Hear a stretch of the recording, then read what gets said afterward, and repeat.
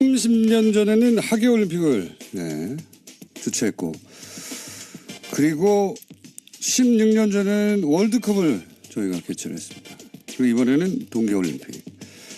세계 3대 스포츠 제전을 모두 개최한 6번째 나라가 다음 주면 됩니다.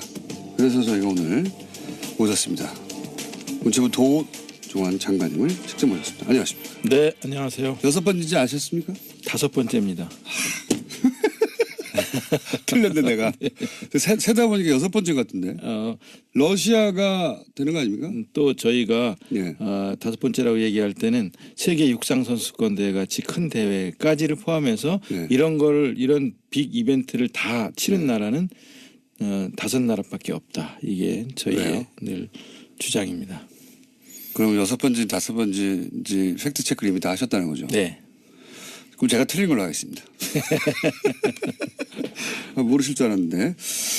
장관님은 이제 다른 얘기하기 전에 국회의원 비례하실 때 네. 예, 재선도 안 나간다고 하셨잖아요. 예. 근데 무려 장관식이나 계속 하시고 욕심쟁이 아닙니까? 네, 그렇게 뭐 말씀하셔도 할 수 없고요. 제 앞에 어떤 운명이 기다리고 있을지 저는 잘 모르겠다라는 말씀을 드린 적이 있는데 자꾸 사회적 역할 같은 것들이 저에게 이제 주어져서 할수 저로서는 이제 굉장히 큰 부담을 안고 이런 일들을 하고 있습니다. 재선 국회의원도 할 수 없이 하시는 네. 거고요. 장관도 할 수 없이. 네. 나는 하기 싫은데 시대가 나를 원하니까 할 수 없이. 예. 욕심쟁이. 네. 자, 요 얘기는 여기까지만 하고 마음고생을 좀 하셨죠. 예. 그렇습니다. 예, 문체부가 주관해야 하는데 우선 뭐 단일팀이라든가 한반도기라든가 이렇게 갑자기 이슈가 돼서 정부가 집중적으로 질타받을지 모르셨죠. 그렇습니다. 몰랐습니다. 예. 그 얘기부터 한번 해보죠, 이제.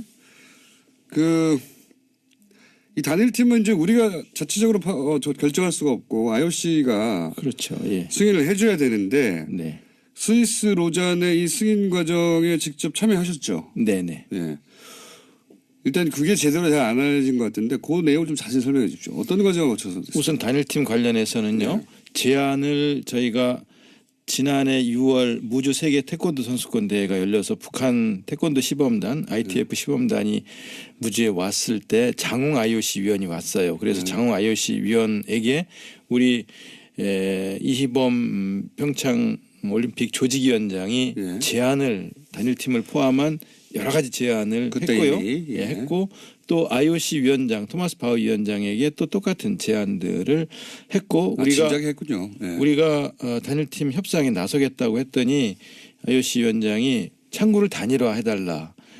우리가 나서겠다. 이래서 이제 북한의 참여 문제를 포함한 우리가 지금 여러 가지 마식령 스키장을 가보고 싶다. 서로 공동 훈련을 남북이 왔다 갔다 하면서 하자. 금강산에서 문화제를 하자. 예술단 내려와 달라. 그다음에 태권도 시범단 다시 내려와 달라. 응원단은 왔으면 좋겠다. 이런 제안을 포함해서 IOC에 이미 했었던 거고요. 그래서 단일팀 문제도 거기에 포함돼서 논의가 됐었는데 그 이후에 이제 여러 가지 핵실험, 정치 군사적 상황 때문에 논의가 묻혔다가 1월 1일 날 그렇죠. 거기도 김정은 위원장이 이제 평창 올림픽에 참여하겠다라고 말을 하면서 이 문제가 다시 논의가 되면서 9일 날 고위급 회담에서 남북이 같이 단일팀을 한번 만들어 보면 어떻겠냐라는 논의를 시작한 거죠. 최종 결정은 20일 날 IOC에서 했는데요. 남북은 그렇게 합의했지만 이제 그 결정을 IOC에서 해줘야 되니까. 그렇죠. 스위스 로잔에 가셨고 그때 그러면 회의 주제를 아예 IOC 위원장이 했습니까? IOC 위원장이 주재하는 거죠. 직접 위원장이 직접 주재하고 IOC의 그 집행위원들도 참여를 하는 남북이 같이 참여하는 남북 IOC 위원도 함께 참여하는 회의였는데요. 장관님도 가셨고. 네네. 북한의 체육부 장관도 왔었고요. 그런데 이제 9일 날 그 남북 고위급 회담에서 이 문제가 공식 거론이 된 이후에 10일 날 선수들이 전지 훈련을 미국에서 마치고 돌아왔어요. 이때 아이스하키 선수들이 여자 아이스하키 선수들이 이때 9일날 이게 문제가 거론되자 바로 왜 선수들한테 안 물어보고 니들이 결정하느냐라는 네. 얘기가 나왔고요. 왜 우리 언론을 선수들 통해서 우리 발언하죠. 선수들 왜 희생시키느냐. 네. 그다음에 단일팀을 갑자기 만들면 팀워크가 제대로 만들어지겠느냐. 그렇죠. 이런 문제 제기들이 폭발적으로 터져나왔어요. 터져나왔죠. 충분히 제기할 수 있는 문제들이라고 생각하고 타당성이 있는 문제 제기라고 생각하고요. 그 점에 대해서 충분히 답변을 못 드린 거에 대해서 죄송하게 생각을 정무가 하고요. 준비가 안 됐었죠 그때. 네, 그렇습니다. 정무가 단일팀 역대 단일팀은 항상 환영받는 이슈였지. 네. 단일팀의 문제를 이거 공정하다 공정하지 않다는 프레임으로 네. 공격을 정부를 향해 한 적이 한 번도 없었어요. 네, 네. 네, 그러다 보니까 정부가 이걸 어떻게 대응해야 되는지 초기에는 네. 당황한 눈에 보이더라고요. 그죠? 네, 네. 그래서 10일 날 선수들이 들어온 뒤에 바로 제가 직접 한국 아이스하키 협회, 우리나라 아이스하키 협회장과 전무이사 등 임원들을 만났고요. 그래서 이 문제에 대해 상의를 했고요. 그 다음에 세란 머레이 감독이 돌아온 11일 날 아이스하키 감독. 우리 차관과 체육국장이 직접 진천에 내려가서 선수들과 감독을 만나서 설명을 했고 이해를 구했고요. 그 뒤에 다시 그 다음 날은 대통령이 직접 선수촌에 내려가셨고요. 그리고 대통령이 내려가셔서 이해를 구했고 그 다음에 선수들이 저를 보자고 하더라고요. 그래서 선수들이 이야기하자고 그래서 제가 또 선수들과 감독과 함께 대통령 장관 다 선수들과 다. 선수들이 직접 만나자고 해서 선수들과 1시간 넘게 선수들과 이야기를 나눴어요. 선수들이 가장 우려하는 문제 또 도와줬으면 하는 문제들을 갖고 이야기를 나눴는데요. 선수들은 우리 피해가 있으면 안 된다. 피해가 있는 거 아니냐라는 문제를 포함해서 개인적으로는 당연히 그 문제가 궁금했겠죠. 그다음에 만약에 그럼 단일팀이 된다면 국가가 우리한테 해줄 수 있는 게 뭐냐. 당신들이 우리한테 해줄 수 있는 게 뭔데요? 라고 물어요. 개인적으로 일정 부분 희생하는 게 있으니 예. 우리한테 해줄 게 있어야 될 거 아니냐. 해줄 수 있는 게 뭐냐. 그래서 요구 사항이 뭐냐. 제일 어려운 점이 뭐냐. 선수들은 정말 직접적이네요. 네, 네. 그랬더니 우선 안정적으로 운동할 수 있는 환경, 즉 실업팀이 만들어졌으면 좋겠다. 직장이 있으면서 운동을 할 수 있는 네. 이런 환경을 만들어 주는 게 첫 번째 요구다. 가능하겠냐. 그래서 알아보겠다라고 하면서 직접 알아봤고요. 몇 군데에서 하겠다는 기업들이 있었고요. 두 번째 고1 학생이 3명 있어요. 고2가 또 3명 있어요. 이 학생들이 질문을 하면서 우리는 대학에 가려면 운동을 접어야 됩니다. 없으니까. 체육 특기자를 받아주는 대학이 없습니다. 남자는 5개 대학이 있는데 여자 아이스하키 선수들은 없습니다. 우리도 체육특기생으로 받아주는 대학이 있으면 좋겠습니다. 해결이 가능할까요? 그래서 지금 당장 답변은 못하지만 이거는 대학과 논의를 해야 되니까 대학과 논의를 하겠다. 이렇게 답변을 했고요. 실제로 가능한 대학들 알아보고 있거든요. 그러니까 이 두 가지 문제가 제일 우선 선수들의 요구사항이었어요.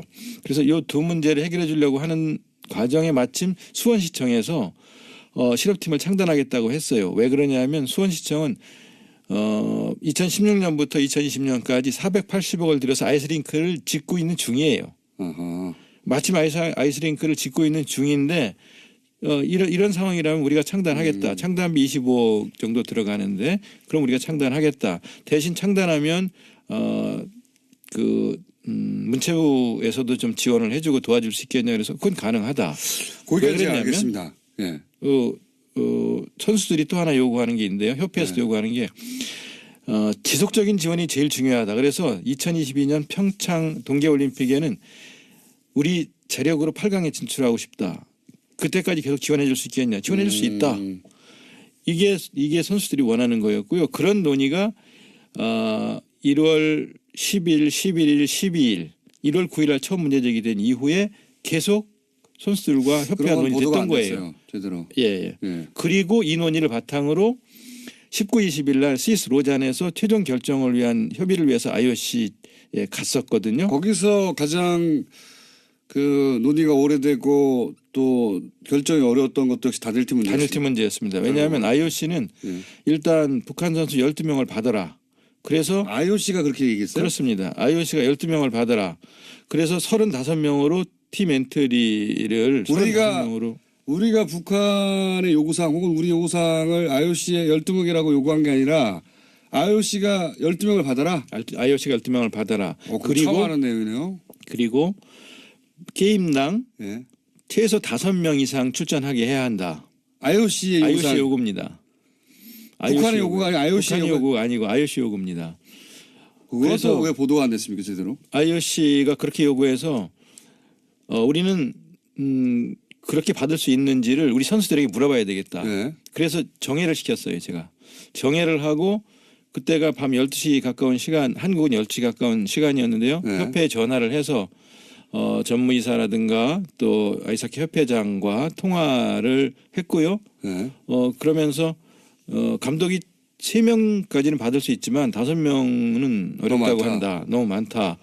그래서 그러면 이 문제를 가지고 계속 이제 협상을 시도하면서 이거 완전 잘못 알려져 있는 거네요. 그러니까 우리 정부에서는 아이스하키 선수들의 요청을 받아서 3명까지라고 IOC 요구했고 IOC는 아닌데 더 많이 받아라. 그럼요. 예. 5명을 받아라. 예, 예. 전체적으로는 북한이 12명을 받고 그러니까 이런 거 같네요. IOC에서는 이제 IOC가 단일 팀을 계속 관심 있고 밀었던 것은 한반도에 있는 전쟁 위기가 있고 하는데 그렇습니다. 올림픽을 통해서 그 긴장이 완화되는 것이 굉장히 중요하고 올림픽의 역할이니까 네. 올림픽위원회에서는 그런 정도 효과를 내려면 당연히 숫자도 오고 생색만 내는 게 아니라 선수도 많이 출전해야 그런 효과가 있는 거 아니냐. 예. 그러니까 더 많이 출전시켜라. 예. 이렇게 한 거네요. 그것도 아주 강하게 요구했었어요. 이거가 어떻게 안 알려졌죠? 이거 문체부가 홍보를 못한 거 아닙니까? 네, 홍보를 못했고 또 공장장님이 우리를 불러주시지 않으셔서 이런 얘기를 할 수 있는 기회가 아니에요. 없었는데요. 그때 불렀는데 너무 바쁘셔가지고 안 오신 거예요. 그때 어디 가신 거면 여기를 오셨어야지 처음부터. 거기다 이제 다 끝난 다음에 오시면 뭐합니까 이렇게. 이제 조금 더 드릴 말씀은 뭐냐면요. 그렇게 강력하게 요구를 하는 바람에 정회를 해놓고 이거 완전히 예상 논의를 하다가 우리가 5명 요구했는데 IOC가 3명으로 줄여라 이게 아니네요. 아닙니다. 거기다가 워낙 IOC에서 세게 요구를 하기 때문에 정회를 하고 우리 선수 입장을 물어보았고 논의를 계속하고 문자를 주고받으면서 우리 아이스하키 협회에서는요 잠을 안 자고 새벽까지 계속 우리와 논의를 해가면서 기다리고 문자를 주고받으면서 했었고요. 연맹 이런 데서도 뭐 발언권 있지 않습니까? 국제 아이스하키 연맹에서는 어떻게 요구를 했냐면은요. 국제 아이스하키 연맹 르네 파젤 회장이 선수를 희생시키기 어려운 국내 사정이 있다면 북한 선수 5명을 더 포함해서 27명의 게임 엔트리를 주겠다는 것이 IIHF 국제 아이스하키 연맹의 공식 결정이다. 와, 다른 나라는 22명이 뛰고 우리는 27명이 뛰게 해주겠다. 예. 그게 가능하냐? 일본이나 스웨덴이나 스위스가 그게 동의하겠냐? 하겠냐? 그랬더니 다 동의 받았다. 이런 그렇게까지 제안하면서 북한 선수가 최소 5명 이상은 게임마다 참여를 해야 한다는 게 보수 정당 욕먹어야 되는 겁니다. 그러면 보수 매체하고 결국은 국제사회 IOC 혹은 IIHF 아이스하키 협회에서는 당연히 그 정도 의미가 있는데 왜 반대하냐고 하는데 요 불공정 프레임에 딱 갇혀가지고 언론도 안 도와준 거네요. 예. 이런 망할 진짜 나쁘네요.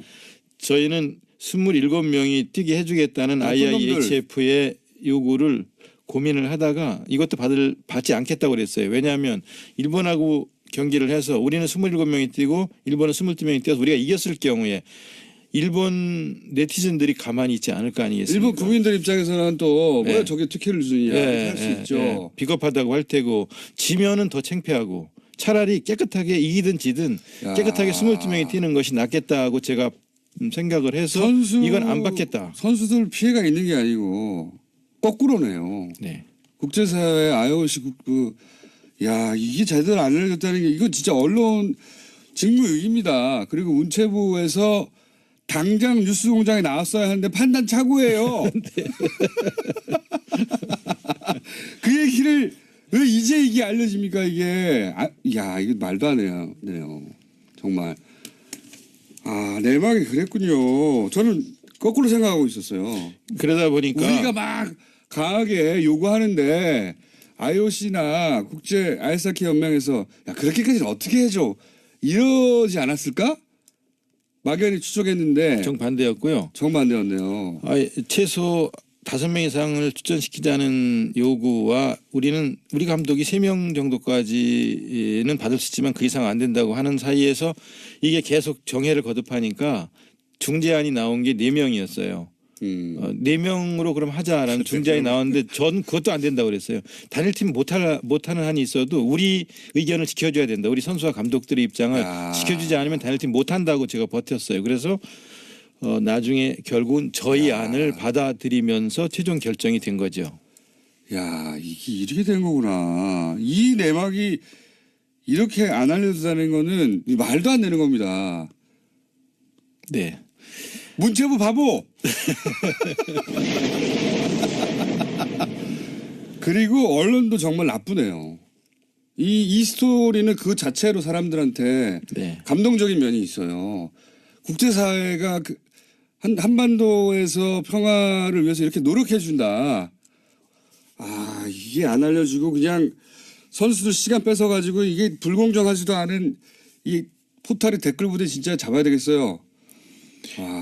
그 선수들이 희생되는 걸 어떻게 할 거냐라는 문제 제기에 관련해서 이제 북한 선수 3명이 들어오면 우리 선수 3명이 완전 제외되는 게 아니냐라는 그 견해가 있지 않습니까? 그런데 완전 제외된다든가 하는 것은 이제 저희도 이건 안 된다고 생각을 하고 선수 선발은 전적으로 감독에게 맡긴다는 것이 IOC의 결정 중에 또 하나예요.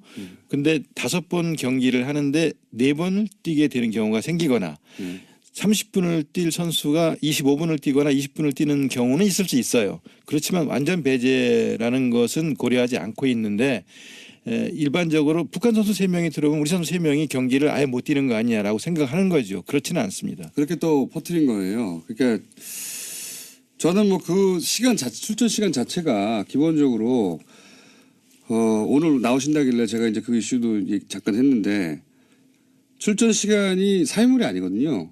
올림픽에서는. 네. 그거 다 대회 전체도 세금으로 쓰이는 거고요. 유치도 그 대한민국의 공공의 자산이 엄청나게 대통령부터 들어간 거고요. 그 행사 올림픽 전체가 무슨 개인의 경영만 하는 그런 이벤트가 아니에요. 그러니까 올림픽의 정신이 평화 아닙니까? 그렇게 탄생한 거 아니잖아요. 그렇죠. 그러니까 네. 더군다나 그 올림픽의 정신에 가장 부합되는 이벤트니까 또 IOC가 이렇게까지 나선 거 아닙니까? 그렇습니다. 네. 예. 그러니까 이 행사는 사실은 그 목적에 부합하는 정확한 이벤트가 나타났기 때문에 그 시간은 개인의 시간이 아니라 공공재가 되는 겁니다. 일정 정도. 그렇죠. 네네. 쉐어해야 하는 겁니다. 너무나 당연하게. 이 얘기를 언론이 하지 않는 게 저는 불만이었는데 그 정도가 아니라 이 진상 전체가 제대로 전달이 안 됐네요. 전체 과정이. 그래서 저희는 양보라면 양보이고 희생이라면 희생이라고 볼 수 있는 부분을 인정하면서 작게 양보하고 크게 얻을 수 있는 길이 있다. 그 말씀을 드리고 싶었었는데요. 작게라도 양보하면 안 된다. 이건 희생이다라고 이제 주장하는 목소리가 더 컸었습니다. 목소리가 큰 게 아니고 그렇게 만들었어요. 사실은 제가 불만인 게 그겁니다. 아니 개인의 그 기회가 보장되는 것도 굉장히 중요한 가치죠. 올림픽에서는 그게 유일한 가치는 아니에요. 이런 다른 중요한 가치도 있기 때문에 그걸 어떻게 잘 조율할 것인가 당연한 거지 않습니까? 네. 근데 이 일방적인 프레임을 막 때리면 언론이 어느 순간에는 그렇지 않은 면도 있다라고 이제 제어를 하거나 해야 되는데 나쁩니다. 비겁하거나 언론들이. 문체부 바보 그리고 네네네. 뉴스구제에 빨리 나오시지. 예. 내막은 이제 알았습니다. 이 내막이 굉장히 중요하네요. 전후 과정이. 그리고 말씀하신 대로 IOC 입장에서는 한 달 전만 해도 전쟁이 일어날 가능성이 있을지도 모른다라는 위기의식이 있었고요. 북이 계속 핵실험 미사일 발사를 계속하면서 또 한미 군사 합동 훈련들이 진행되는 걸 보면서 올림픽이 이게 안전하게 치러질 수 있을까 하는 걱정이 있었고 거기에 대한 우려 때문에 프랑스라든가 독일이라든가 오스트리아 이런 나라에서는 선수들을 보낼 수 없다. 지금보다 상황이 악화된다면 선수들을 보내기 어렵다고 얘기할 정도로 위기가 높아졌던 상황에서 이것이 이제 평화올림픽으로 안전한 올림픽으로 치를 가능성이 있다고 생각하기 때문에 올림픽에서 제일 중요하게 여기는 가치인 평화를 실현하기 위해서 특히 남북이 저렇게 하나 되는 모습을 보여줄 수 있다면 본래 올림픽이 추구하는 가치가 실현되는 올림픽이 될 수 있다고 생각을 했던 거죠. 그렇죠. 맞습니다. 그래서 아마 IOC가 르네 파젤 그 IIHF 국제 아이스하키 연맹 회장도 파격적인 제안을 하면서 다른 나라를 설득해갖고 그러니까요. 국내 언론에는 보도가 뭐 잘 안 됐죠. 뉴스공장에서 보도 안 됐으니까 다른 데도 안 됐을 겁니다. 그런데 27명의 게임 엔트리를 주기로 우리가 다 국제 아이스하키 연맹이 협의를 해서 논의를 끝냈다. 그러니까 받아라라고까지 하는 것을 저희는 그거야말로 다른 나라에서 보면 불공정입니다. 받아들일 수도 있는데도 다른 나라 아이스하키 협회 연맹에서 좋다. 그게 어떻게 선수 출전 시간 몇 분 가지고 따질 수도 없는 거잖아요. 그렇죠. 그렇게까지 결정한 사안을 요 안에서 보수해서 이게 불공정 프레임인데 출전 시간이 줄어드니 작디 작은 프레임으로 다 뒤엎어버린 거예요. 다른 나라는 27명 했니네 그럼 이렇게 하는 사안을 야 말도 안 되네요 정말. 이게 언론도 제 역할을 못하는 것이고 문체부 바보 플러스 이 포탈에서 이런 여론이 전체인 것처럼 막 뒤엎어버렸거든요. 그것도 큰 문제입니다. 이게 굉장히 중요한 내막과 진상이 저도 처음 알았어요. 그러나 저는 또 광고를 해야 되기 때문에 잠시 알고 보면 저희 교통방송이라서 안내를 하고 다시 잠시 후에 돌아옵니다. 잠깐 불친절한 AS 장관님과 함께 진행하겠습니다. 왜냐하면 장관님 관련해서 많은 문자가 왔는데 제가 하나 읽고 한 두 개 읽고 장관님이 두 개 읽어주세요. 그중에서 장관님 사랑합니다. 마음고생 심했겠네요. 그러나 2277 읽어주시죠 장관님. 웃을 일이 아닙니다. 장관님 반성해야죠. 앞으로 국민들이 바로 알아야 할 일이 있으면 뉴스공장에 바로 출근하세요. 네, 그렇게 하겠습니다. 웃을 일이 아니라고 그러는데 또 웃었네요. 6559도 읽어주십시오. 공장장 우리도 알아듣습니다. 제발 장관님 말 좀 듣자고요. 저한테 말을 할 시간을 더 주세요. 이런 두 종류의 문제가 이거 장관님 파이팅도 물론 오고 있습니다만 언론 관련 문제도 많이 옵니다. 아니 이거 놀라운 얘기다. 이거 처음 듣는다.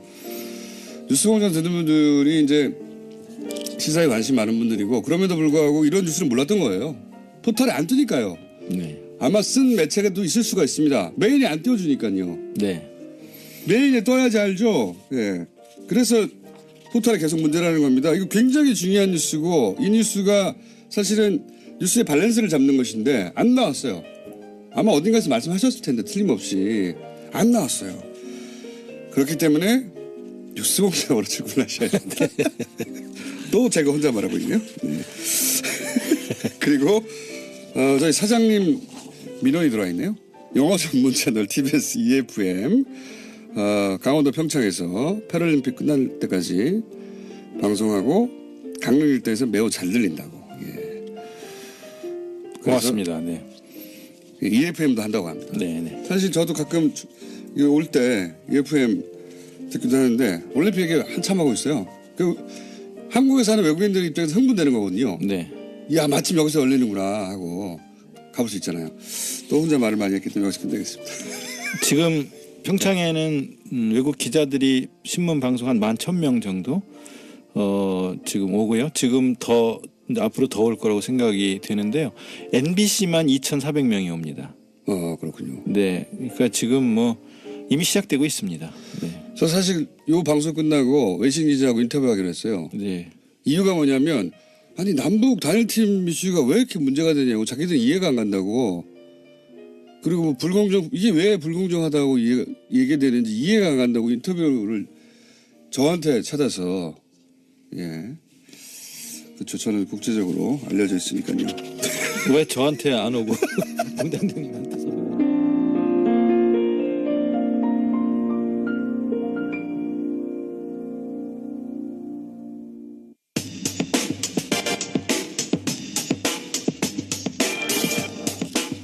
그러면 충분히 이제 어떻게 그 왜곡되었는지 혹은 절반의 진실만 전달됐는지는 알겠습니다. 내막을 알고 보니 IOC가 훨씬 더 국제 아이스 하키 협회 연맹이 사실 그동안 그러니까 공정한 기회 그걸 넘어서는 가치가 여기 나온 거군요. 전 세계의 평화, 네. 전쟁이 막아지는 올림픽 정신에 가장 부합하는. 그러니까 선수가 몇 명 더 늘어난다는 중요하지 않다. 그리고 다른 이런 일이 벌어졌다는 걸 이제 알았고요. 단일기 얘기만 잠깐 해보죠. 단일기도 이슈가 많이 됐는데 예. 여기 대해서 하고 싶은 말씀 있으십니까? 한반도기를 처음 들은 것은 91년인데요. 네. 한반도기를 남북이 합의해서 들은 깃발로 되게 생각들을 하시는데 IOC의 요구로 시작된 겁니다. 아 이것도 IOC. 네. 하긴 올림픽에 관련된 건 IOC가 최종 결정권을 다 갖고 있기 해야지 때문에요. 되는 네. 거니까요. 1963년입니다. 91년이 아니고 1963년에 브런디지 당시 IOC 위원장이 한반도기 들고 입장해라라고 얘기를 한 겁니다. 그러니까 1947년에 우리가 IOC에 가입을 신청했을 때 예비 승인을 해주면서 그 남북은 당연히 한 나라인데 사무소는 서울에 두고 네. 그리고 지금 예비 승인 단계이니까 조금 기다리라고 하고 있는데 전쟁이 터진 거예요. 그래서 전쟁 이후에 각각 IOC 가입을 하려고 하니까 안 된다. 이미 한 나라 한 깃발로 입장하도록 돼 있기 때문에 이거 지켜야 된다. 남쪽이 태극기 들고 오려고 하고 북쪽이 인공기 들고 들어오려고 하니까 안 된다고 하면서 그때 1963년에 당시 IOC 위원장이 한반도기를 제안한 겁니다. 한반도기가 그렇게 탄생한 거군요. 네네네. 그리고 91년에 처음 들기 시작해서 9번 동안 그동안 9번 한반도기를 들고 입장했던 것이고요. 이 한반도기가 입장을 한다고 하니까 그러면 태극기는이라는 문제 제기를 하셨어요. 그런데 IOC하고 개막식 행사에 관해서 이미 협약해 놓은 그 프로그램에는 개막식이 시작하면 대형 태극기를 8명이 들고 들어와서 운동장을 그 대형 태극기가 돌고 그 대형 태극기가 개항될 때 40명의 어린이 합창단이 애국가를 부릅니다. 그러면 관중들 중에 우리나라 사람들은 당연히 일어나서 같이 애국가를 합창을 하게 되어 있고요. 그 국기는 대회가 끝날 때까지 개항이 됩니다. 그리고 또 그다음에 한반도기를 들고 들어오면 우리가 금메달을 따도 한반도기가 올라갈 거 아니냐라는 문제 얘기를 또 하셨어요. 그런데 우리가 금메달 목표를 8개로 하고 있고 전체 메달을 20개 목표를 하고 있는데 메달 딸 때마다 태극기가 올라가는 거고요. 당연하죠. 그리고 금메달의 경우에는 애국가가 연주되는 거고요. 이거는 뭐 IOC 규정이 그러니까 이렇게 되는 거예요. 그런데 또 오늘 아침 어제 저녁 방송에도 대한민국의 인공기 펄럭인다라고 하는데요. 참가하는 95개국 모든 나라의 국기는 개항되는 겁니다. 당연한 겁니다. 그건 우리가 평양에 가서 만약에 국제 행사를 한다고 그러면 태극기가 개항되는 거고 평양에 가서 메달을 따면 태극기가 올라가고 애국가가 연주되는 겁니다. 이거는 국제 스포츠의 이건 규정입니다. 그러니까 저는 이런 말도 안 되는 프레임을 그러니까 보수는 보수의 기술이 들어올 수 있어요. 그건 또 그들의 생존이고 그들의 이제 방식이고 뭐 그들도 살아야 되니까요. 그러면 또 이쪽 진영에서는 또 그게 아니다 막 이렇게 또 반박할 수 있어요. 그럼 언론이 양쪽의 주장을 봐서 합리적인 주장을 실어주거나 혹은 뭐 최소한 공동으로 실어주거나. 근데 이 올림픽 관련해서는요. 초반에 이쪽의 목소리는 전혀 없었어요. 오로지 친북, 종북, 북한에 다 넘어간다. 체제 선전이 이용된다. 이 프레임으로 포탈부터 도배가 됐거든요. 그런데 저희는요. 어느 체제가 더 많이 선전되겠는가 하는 질문을 드리고 싶어요. 북한에서 응원단이 내려온다, 뭐 공연단이 내려온다. 그러면 체제 선전에 이용할 거 아니냐? 이제 개막식을 한번 보시기 바라는데요. 개막식에서 저희가 준비한 내용들을 보시면 이게 전 세계 수십억 인구에게 생중계되는 개막식이 아니겠습니까? 이 개막식을 갖고 북한 공연과 비교를 할 수는 없겠습니다만은 어느 체제가 더 많이 선전될 것인가, 어느 사람들이 더 많이 흔들릴 것인가를 생각하고 자신감을 갖고 대처해야 된다고 생각을 하고요. 북한 예술단의 공연도 많은 사람이 관심을 갖고 있습니다. 많은 사람들이 와서 보시기를 권하고요. 그런 프로그램은 150개 정도가 준비되어 있습니다. 그러니까 저는 체제 선전이 이용된다는 것도 너무 웃긴 게 북한에 우리나라에서 하는 올림픽이 중계가 돼요. 자기들 한 번도 개최해보지 않은 올림픽이 통으로 그쪽에 남한에서 열린다는 게 전달이 됩니다. 이거보다 큰 체제 선전이 어디 있어요. 저기는 공연단이 오는 곳이고 우리는 올림픽이 통째로 남한에서 한다는 건데 체제 선전의 프레임도 정말 유치합니다. 유치한데 이게 본질이 전달이 안 되고 있다. 언론을 통해서. 그런 얘기 꼭 하고 싶은데 안 나오셔가지고 또 이게 하나 있습니다. 이 올림픽이 뭐 그다지 성공적이 아닐 것이다. 네. 이런 얘기 오래전부터 표도 잘 안 팔리고 예. 어떻게 돼가고 있습니까? 표는 뭐 지금 한 70%를 다 넘겼고요. 네.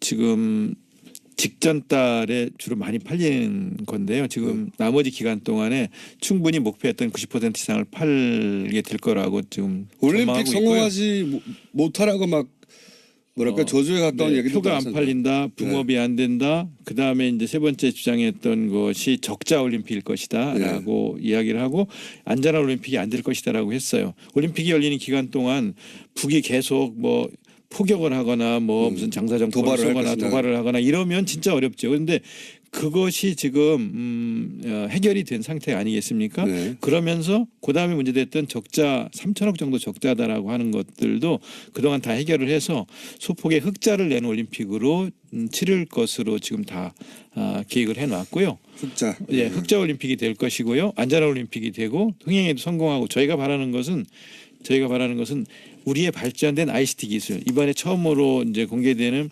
5세대 이동통신 5G를 통해서 빛의 속도로 가는 이런 모습들과 UHD 영상으로 나가는 것 이런 영상들을 전 세계에 송출한다든가 그다음에 VR, AR을 통해서 우리 올림픽의 모습들을 중계하거나 보여주는 기회들을 가지고 정말로 외국 사람들이 와서 보고 한국이 선진국이 틀림없다라는 인식을 가지게 해서 번영으로 이어지는 그런 올림픽이 될 수 있을 거라고 확신을 하고요. 그래서 평창 올림픽의 평이 평화의 평이고 창이 번창의 창이라고 생각을 해서 평화 번영의 두 가지를 다 이룬 올림픽으로 만들 것이다라고 말씀드리고 싶습니다. TV 사장님이 저한테 표를 2장 주셨어요. 네, 갔다 오라고. 네.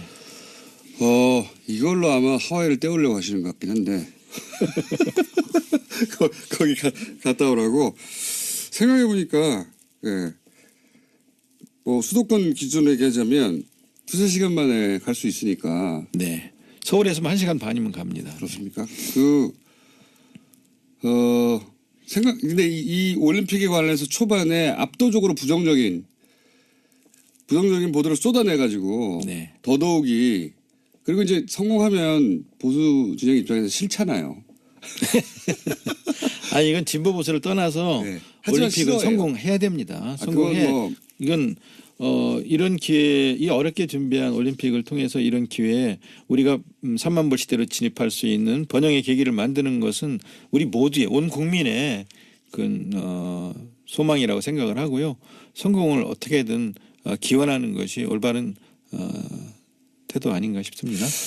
근데 좀 다른 얘기인데 갑자기 생각이 든 건데 예를 들어서 이게 문체부 입장에서 네. 이렇게 편파적인 보도나 혹은 뭐 절반의 진실만 전달하거나 혹은 반드시 알려져야 할 것이 알려지지 않거나 또는 뭐 포털에서 이런 예를 들어서 IOC가 결정한 이야기고 이런 보도가 뭐 메일에 등장하지 않거나 이런 문제에 대해서는 관심이 없으십니까 혹시? 뭐 관심이 많죠. 왜 관심이 없겠습니까? 많으시죠. 네. 근데 뉴스공장을 나가서 알릴까 말까를 주저한 제가 많이 잘못했다는 생각을 합니다. 그거고 제 말은 이제 그 문제도 관심이 있으면 오늘의 주제는 아닌데 그 문제도 한번 나와서 얘기를 한번 나눠보시죠. 예. 네. 저도 개인적으로 굉장히 관심이 많거든요. 예. 그리고 이제 그게 포털은 공공의 영역에 이미 들어왔거든요. 사기업이지만 네. 그 영향력 사기업이 그 사적 이익을 추구한 건 당연한데 그 포털의 화면은 완전히 공공의 영역에 들어왔기 때문에 다른 레벨의 이야기가 시작돼야 되는 것 같아서 한번 갑자기 문체부가 상관이 있는 것 같아요. 네. 그렇죠. 상관 있죠. 자체적으로도 그런 문제들을 논의를 한 바 있습니다만 이제 아예 그냥 이 문체부 조직 중에 언론을 상대하는 조직 자체를 포털 쪽을 담당하는 시스템으로 전환하는 체제로 바꿀 생각입니다. 그거 굉장히 핵심적이고 중요한 네, 네. 이슈인데 오늘 올림픽 이야기니까 예. 그건 다음 기회에 한번 네, 나오셔가지고 본격적으로 그렇죠. 포탈은 공공의 영역에 들어왔습니다 이제. 네. 예. 그런데 공공의 어떤 효과적인 감시를 받고 있지는 않죠. 전혀. 예. 영역은 공공의 영역에 들어왔는데 완전한 사기업의 자유를 누리고 있는 그런 면이 있어서 생각하다 보니 이게 문체부와 관련 있는 거잖아 생각이 들어서 네. 준비하고 계시군요 뭔가. 네. 예, 알겠습니다. 이런 건 어떻습니까? 뭐 마식령 스키장 훈련이라든가 네. 몇 가지 공동으로 진행했던 거 있지 않습니까? 잘 네. 진행되고 있습니까? 네, 잘 진행됐고요. 저희가 처음 제안한 것은 우리가 마식령에 가서 연습을 할 테니까 북도 내려와서 평창에서 연습을 해라라는 제안이었어요. 네. 처음 제안은. 근데 이제 너무 짧은 기간이라서 그 제안은 우리는 가고 북한 선수들이 와서 여기서 연습하는 거는 이제 2월 1일 날 어제 들어왔으니까 여기서 이제 약간의 연습을 하게 될 테고요. 그다음에 예술단을 비롯해서 많은 그 금강산 문화공연 등을 비롯한 것들은 저희가 먼저 제안을 했던 것이고요. 그때는 북한의 참여를 이끌어내기 위해서 작년 6월에 그런 제안을 했던 것이고요.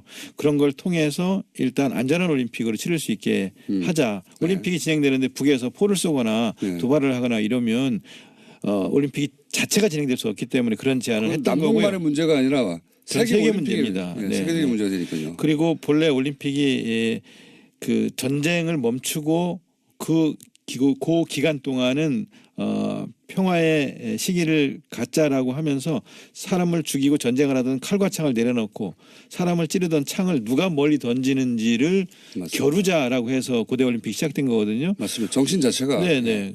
그래서 우리도 이 남북이 군사적으로 대치돼 있지만 예. 평화적 공존의 문을 열자. 예. 그리고 이렇게 폐쇄적 대치보다는 평화적 교류를 통해서 공존으로 가는 그런 길을 열자. 열 수 있다면 열자. 스포츠가 연다면 그건 다행이다. 원래 스포츠 정신이 그런 거니까.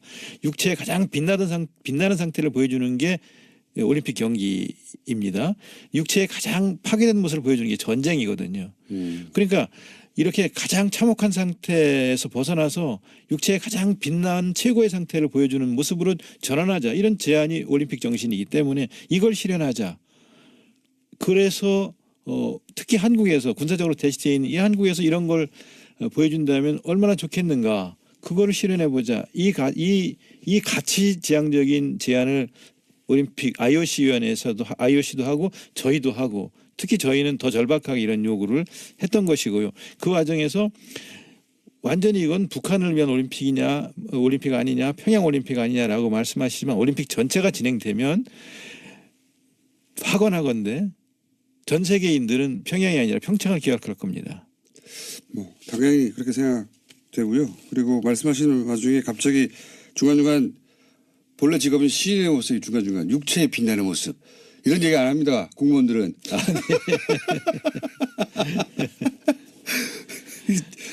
듣다가 이분 시인이셨지?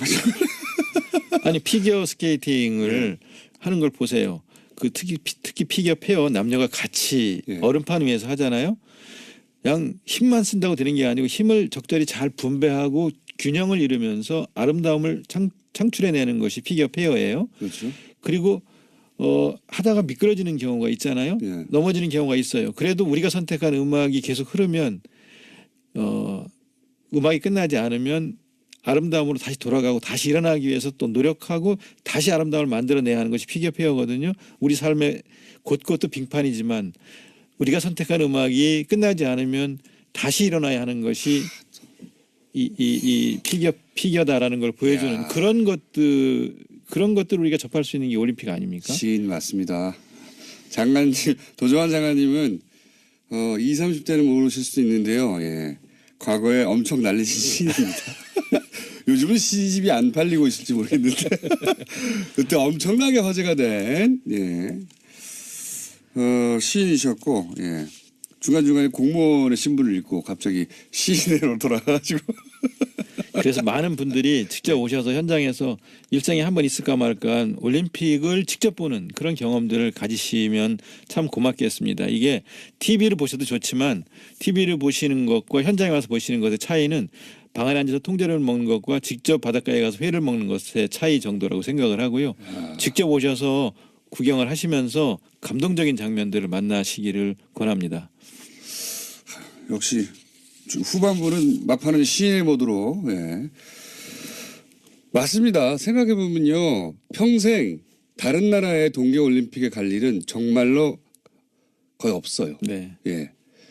가고 싶어도 이 절차도 뭐 가기도 그렇고 뭐 표, 숙박 머릿속에 이제 문제가 너무 많거든요.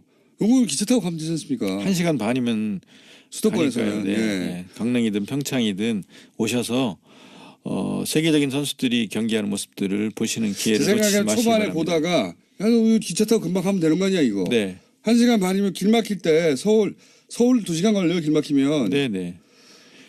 그런 생각하시고 후반부에 표가 더 많이 팔릴지도 모릅니다. 네네. 내가 왜 이거 앉아서 이거 텔레비전 보고 있지? 가면 되는데 이렇게 생각하시는 분들이 아마 그때 가서야 생기겠죠. 네. 언론도 사실 평창 올림픽에 대해서 이렇게 보도도 잘 안 해주고 기본적으로 이런 이슈만 보도하고 그러니까 논란. 그러니까 체육부 기자들이 기사를 쓰거나 방송을 내보내면 좋은데 정치부 기자들이 초반에 기사를 쓰면서 저희가 제대로 대응을 못한 것도 있고요. 또 저희가 뭐 성찰하고 반성해야 될 점도 있고 제대로 알리지 못한 점도 있다고 생각을 합니다. 어쨌든 그럼에도 불구하고 우리나라에서 30년 만에 다시 개최하는 이 올림픽에 많은 분들이 이제 오해도 좀 푸시고 또 같이 손에 손을 맞잡고 성공하는 올림픽이 될 수 있도록 도와주시면 고맙겠습니다. 알겠습니다. 지금까지 도종환 문체부 장관이었습니다. 다음엔 꼭 여기부터 나오세요. 감사합니다. 네, 고맙습니다. 월요일 뵙겠습니다. 안녕.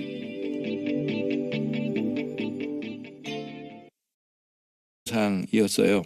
그래서 이 두 문제를 해결해 주려고 하는 과정에 마침 수원시청에서 실업팀을 창단하겠다고 했어요. 왜 그러냐면 수원시청은 2016년부터 2020년까지 480억을 들여서 아이스링크를 짓고 있는 중이에요. 어허. 마침 아이스링크를 짓고 있는 중인데 이런 상황이라면 우리가 창단하겠다. 창단비 25억 정도 들어가는데 그럼 우리가 창단하겠다. 대신 창단하면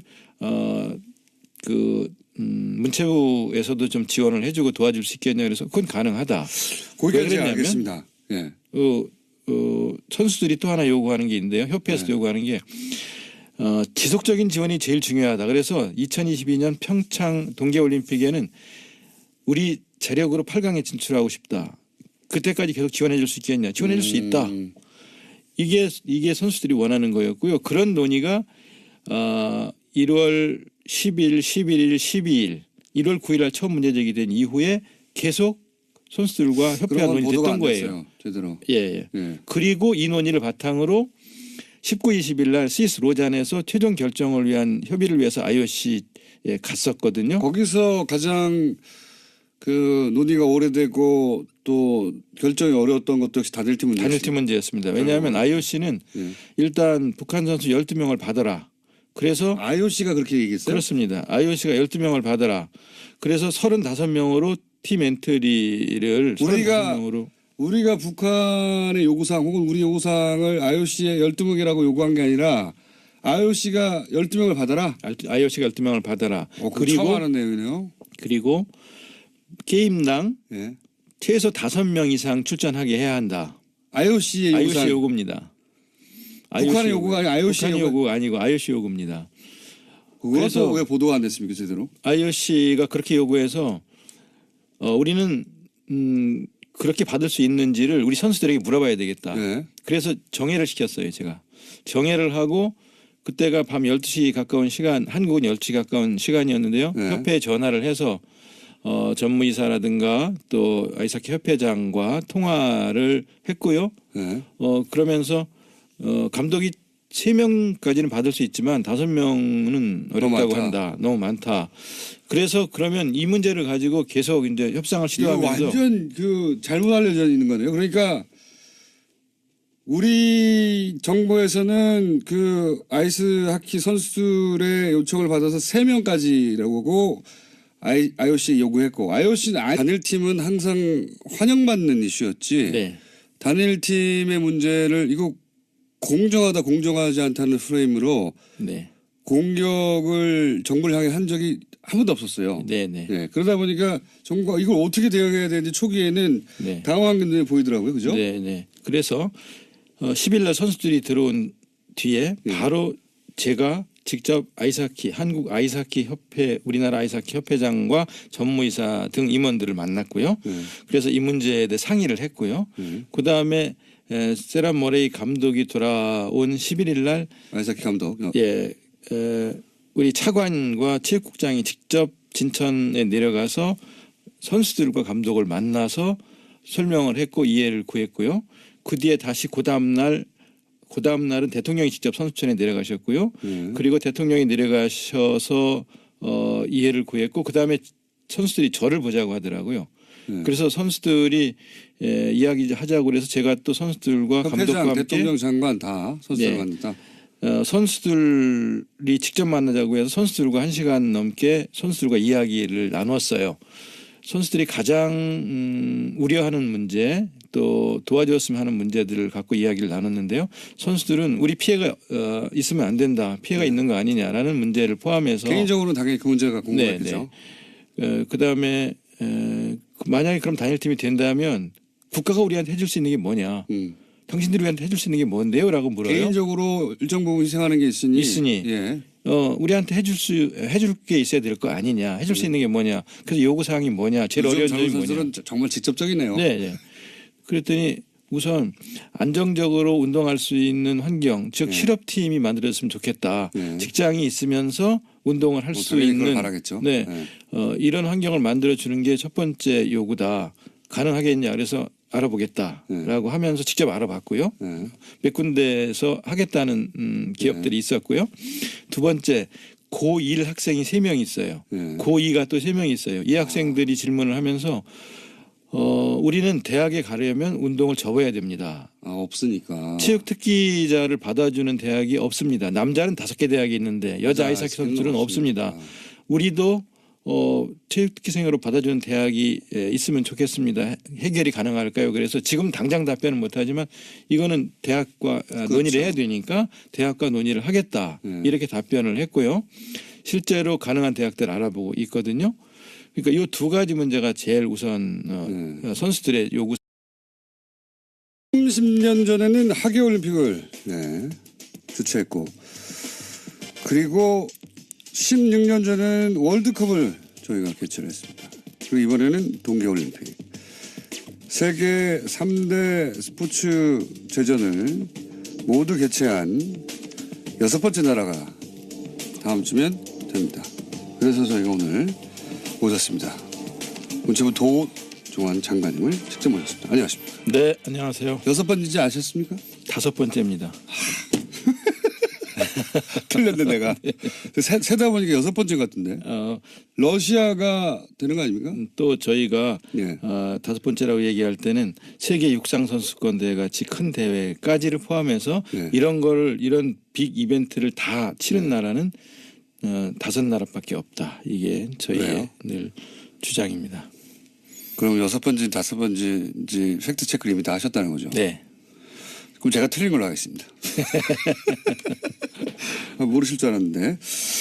장관님은 이제 다른 얘기하기 전에 국회의원 비례하실 때 네. 예, 재선도 안 나간다고 하셨잖아요. 예.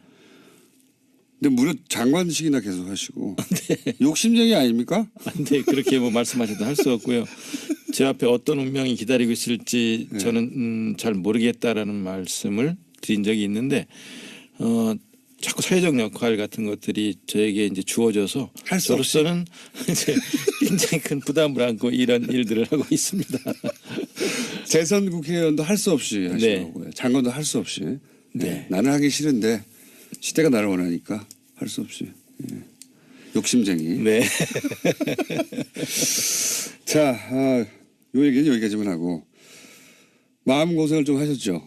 예. 그렇습니다. 예, 문체부가 주관해야 하는데 우선 뭐 단일팀이라든가 한반도기라든가 이렇게 갑자기 이슈가 돼서 예, 정부가 집중적으로 질타받을지 모르셨죠. 그렇습니다. 몰랐습니다. 예. 그 얘기부터 한번 해보죠 이제. 이 단일팀은 이제 우리가 자체적으로 결정할 수가 없고 IOC가 그렇죠. 예. 승인을 해줘야 되는데 네. 스위스 로잔의 이 승인 과정에 직접 참여하셨죠. 네네. 예.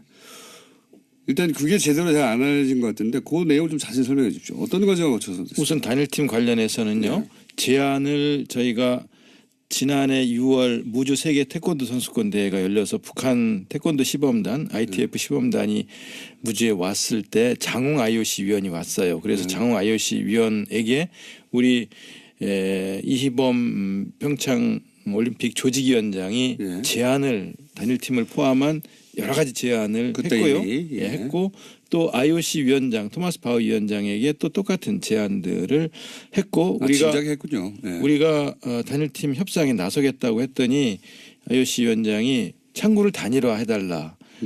우리가 나서겠다. 이래서 이제 북한의 참여 문제를 포함한 우리가 지금 여러 가지 마식령 스키장을 가보고 싶다. 서로 공동 훈련을 남북이 왔다 갔다 하면서 하자. 금강산에서 문화제를 하자. 예술단 내려와 달라. 그다음에 태권도 시범단 다시 내려와 달라. 응원단은 왔으면 좋겠다. 이런 제안을 포함해서 IOC에 이미 했었던 거고요. 네. 그래서 단일팀 문제도 거기에 포함돼서 논의가 됐었는데 그 이후에 이제 여러 가지 핵실험, 뭐 정치 군사적 상황 네. 때문에 논의가 묻혔다가 예.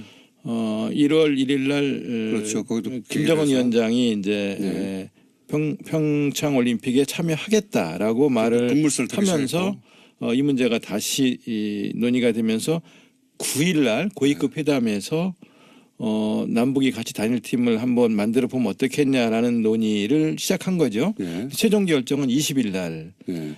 IOC에서 했는데요. 남북은 그렇게 합의했지만 이제 그 결정을 IOC에서 해줘야 되니까 그렇죠.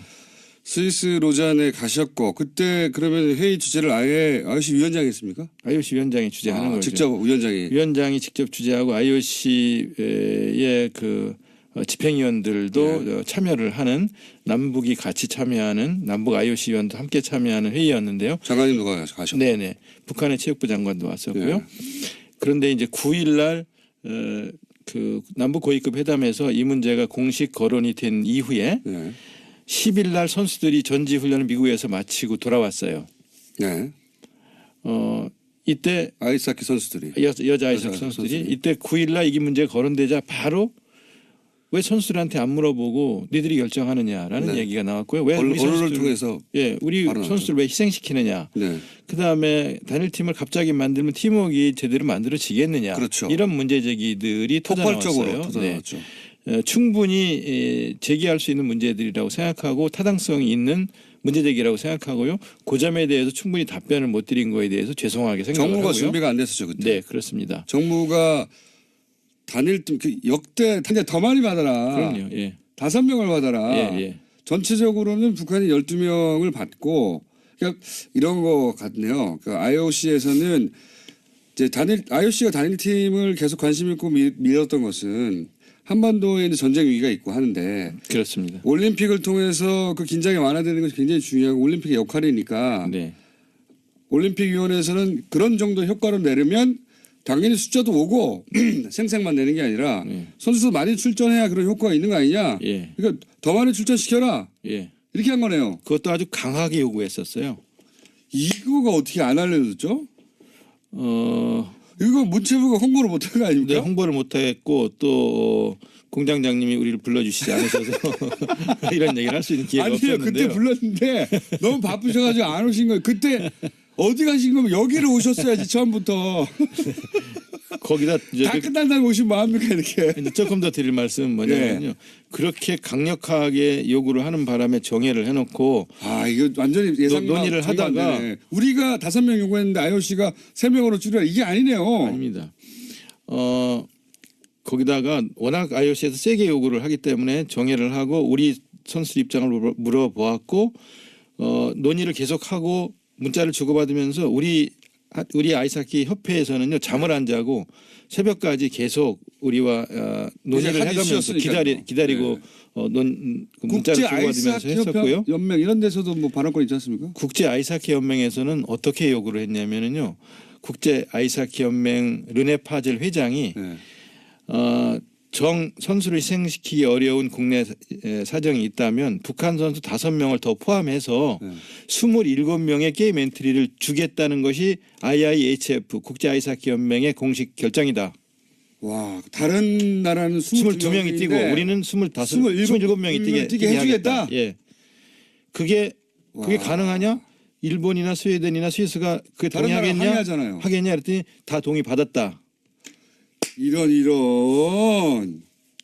그렇게까지 제안하면서 북한 선수가 최소 5명 이상은 게임마다 참여를 해야 한다는 이거는 게 보수 정당 욕먹어야 되는 겁니다. 그러면 보수 매체하고 결국은 국제사회 IOC 혹은 IIHF 아이스하키 협회에서는 당연히 그 정도 의미가 있는데 왜 반대하냐고 네. 하는데 요 불공정 프레임에 딱 갇혀가지고 언론도 안 도와준 거네요. 예. 이런 망할 진짜 나쁘네요. 저희는